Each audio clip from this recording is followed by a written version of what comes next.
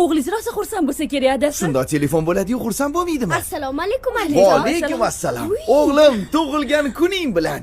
iPhone 3 mi? Hozir hamma iPhone tutadi. Yana ishlatilgan ekan.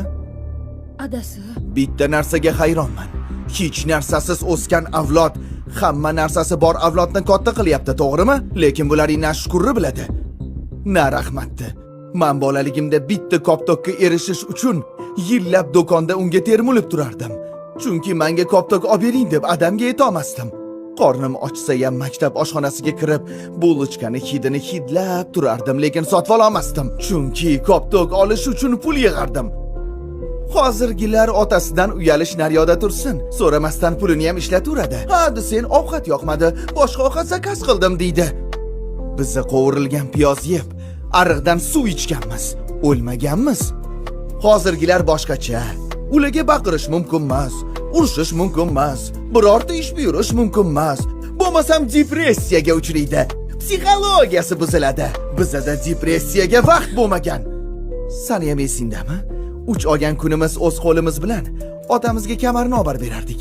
Qilgan xatoyimizni oldindan tan olardik.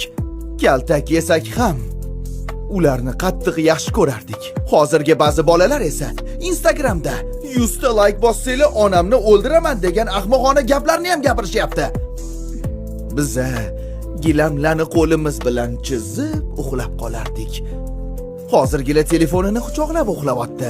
Bitta hikoyani topish uchun kutubxonani soatlab tutardik. Bular internetdan shundoqqina ko'chirib qo'yadi. Biz o'qigan maktablarda hatto atapleniya yo'q edi. Kurtkada dars o'tib, qo'l bo'lgan paypoqlarimizni tokchani oldiga ilib qo'yardik.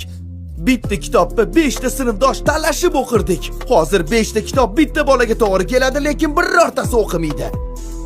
Dodalarimiz, otalarimiz, o'zimiz hammamiz qiyinchilikda yashadik. Lekin shukurimiz bo'lgan-ku. Bolam, sizlar yashayotgan hayot bizani hatto orzuyimizda ham bo'lmagan. Sizlar uchun biza ham, davram, davlatam hamma narsa berdi. Yana nima qilib beraylik? Kechiring otajon. Notinch yurtlarda bunaqa narsalar naryoda tursin. Ochlikdan o'layotgan bolalar qancha, bolam? Hammasiga shukur dadajon. Tug'ilsayding o'zbek degan millatda yashar